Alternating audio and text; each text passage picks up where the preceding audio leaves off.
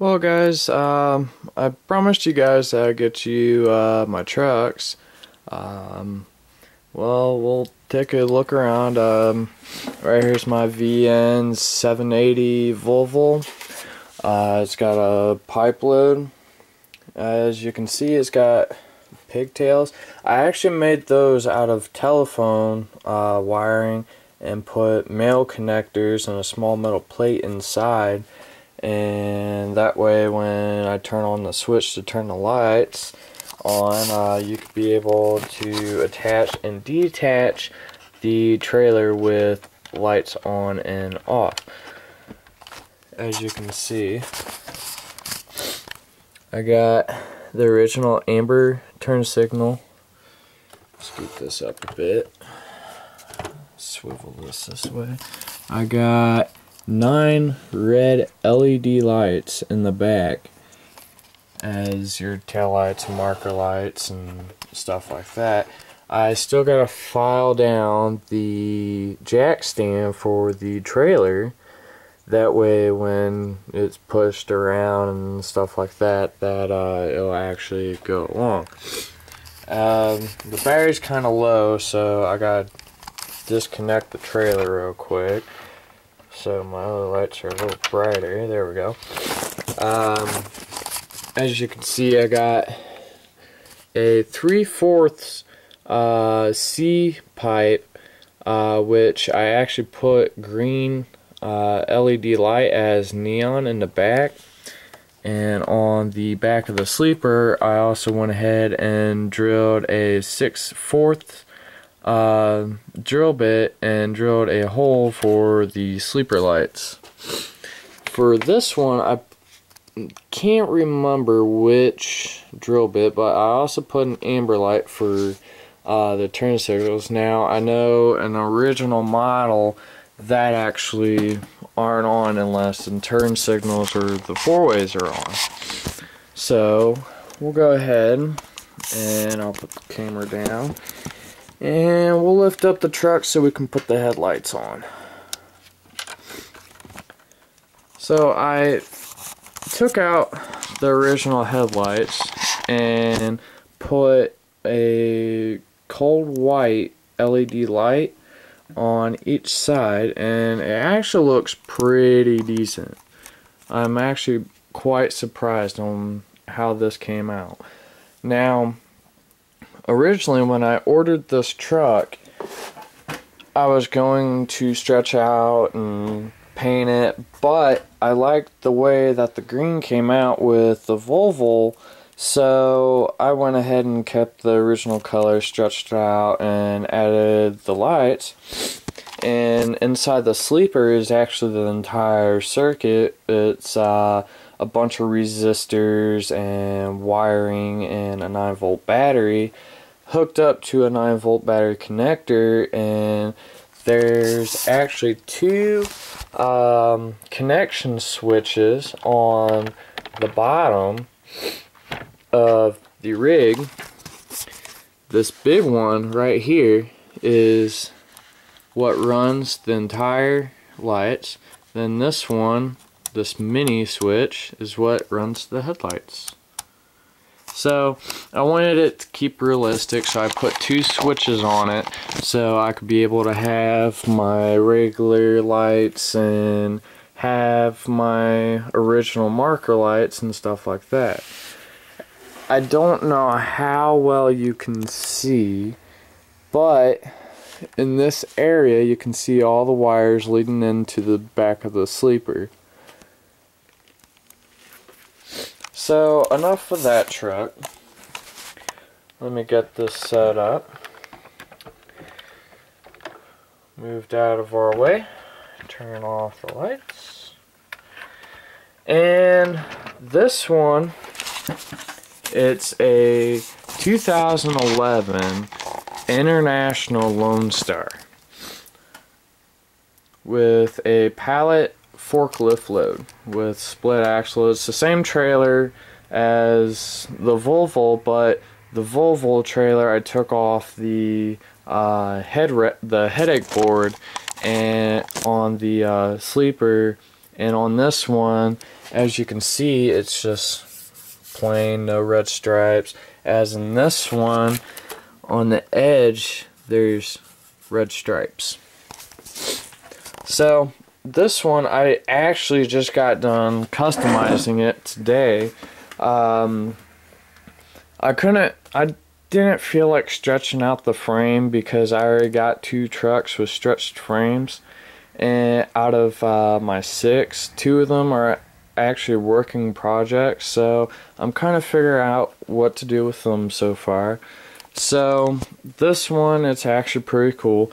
Unlike my Volvo and the Frontliner that we're getting ready to get to, and the Peterbilt and the International, the hood is the only thing that opens up. Those 2 trucks, as right here, these 2 trucks, the hoods are the only 2 that open up. This one you can pull all you want and it ain't coming up. Now I got this on my way back home from Florida on spring break.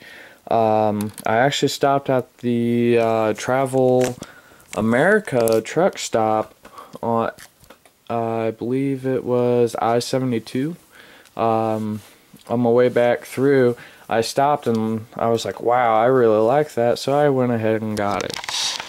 So I'll put the camera off to the side and we'll go ahead and show some detail.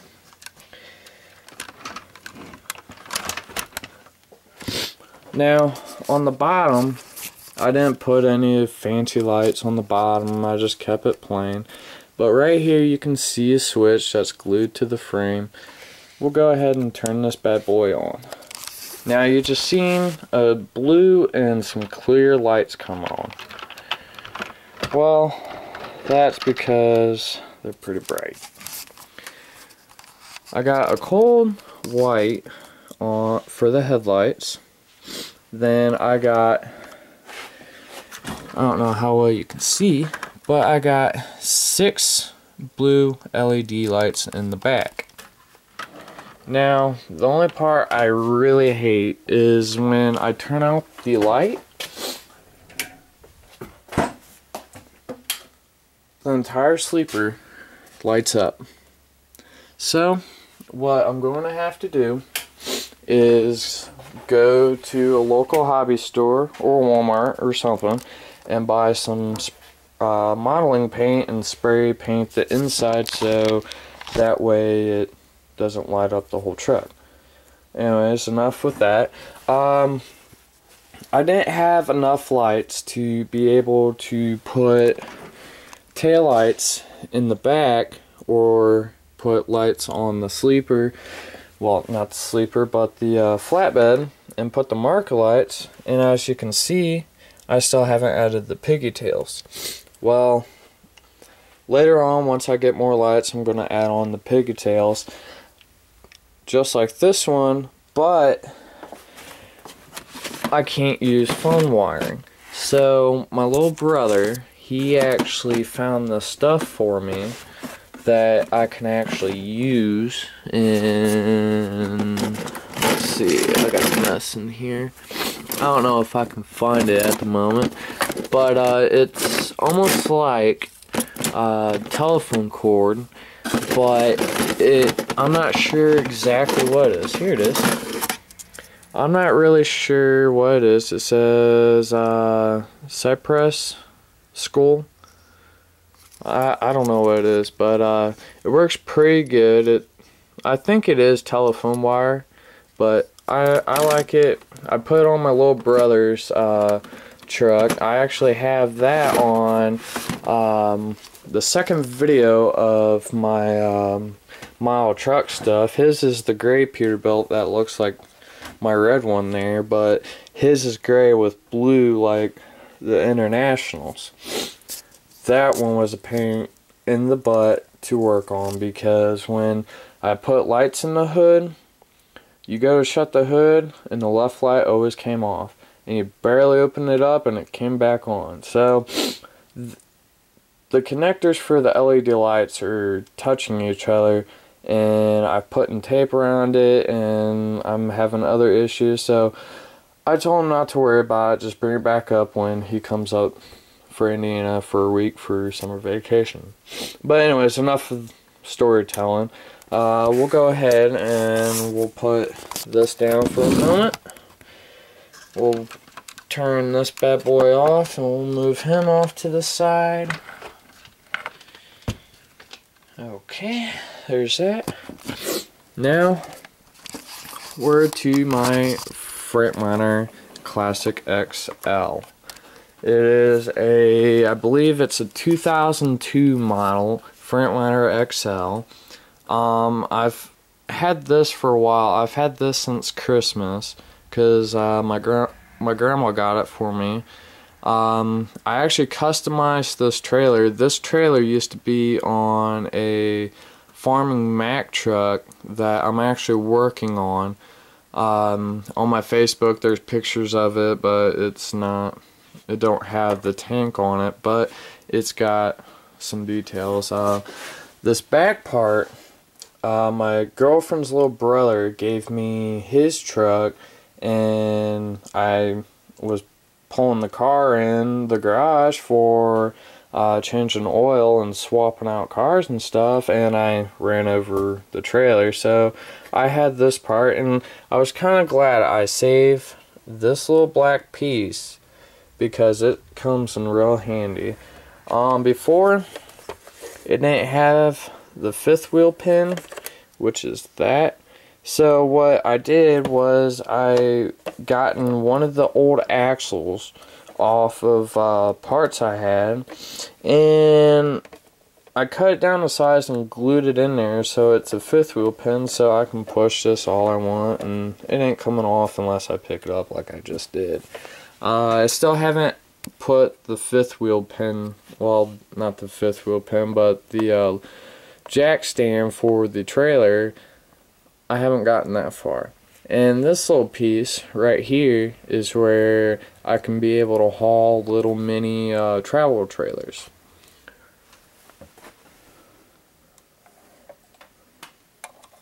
Turn this on.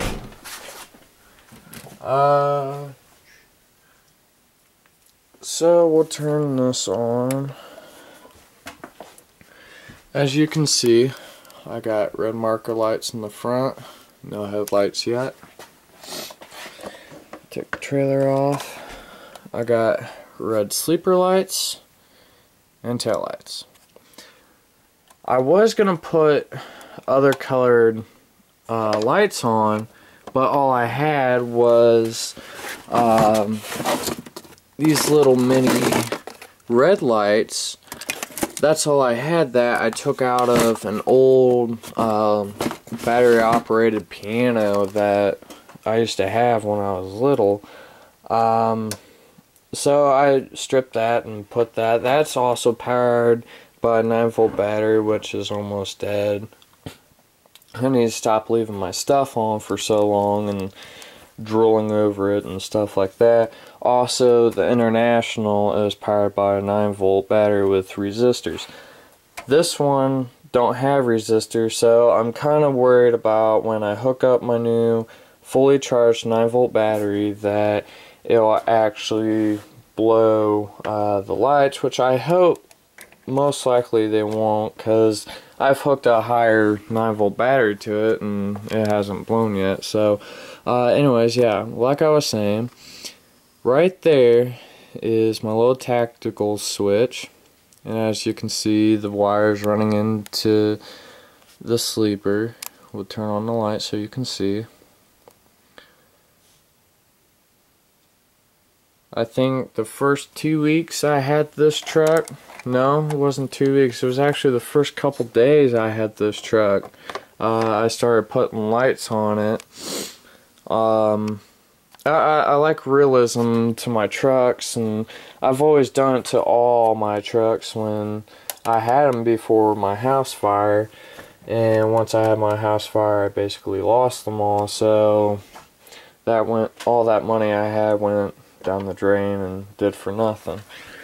So right here is my new Peterbilt 389 It is the 2011 edition, as you can see. Like I was saying earlier, hood opens up. Pretty nice. Believe that is a Caterpillar engine. I know my speaking's a little funky, but it's okay. As you can see, there are holes in the headlights. That's because I'm pre-drilling my holes for when I add lights. Yes, doors open up. It's pretty cool. On the back here, I also went ahead and stretched it. And as you can see the hot glue I use, which later on that will be covered up.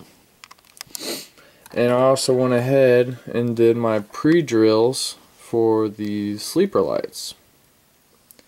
Now I haven't gotten to the back end yet, which I'm getting there soon. And as you can see part of the drive shaft on one end and part of the drive shaft on the other end. That's because I haven't added the entire section. Now, that big opening, there we go, that big opening is where the battery and the lights are going.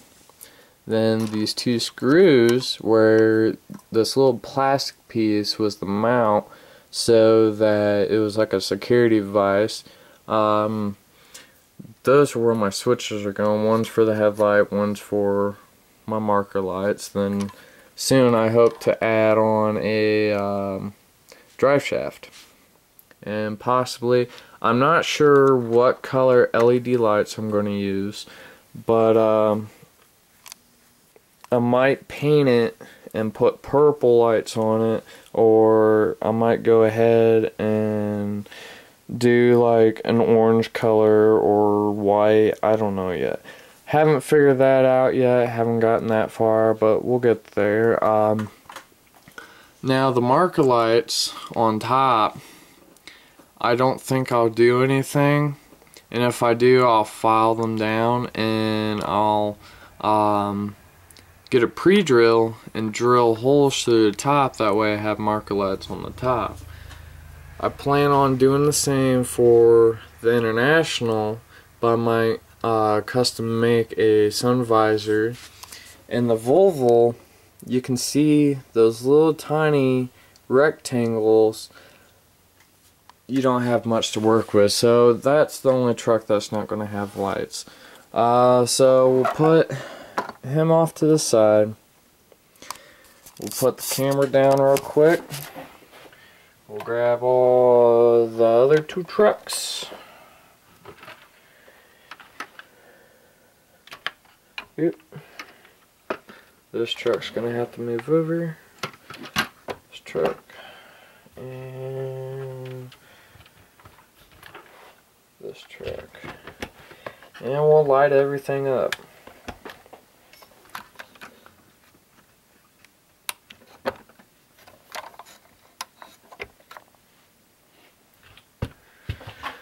So, there you have it, guys. There's my Volvo International, Freightliner, and Peterbilt.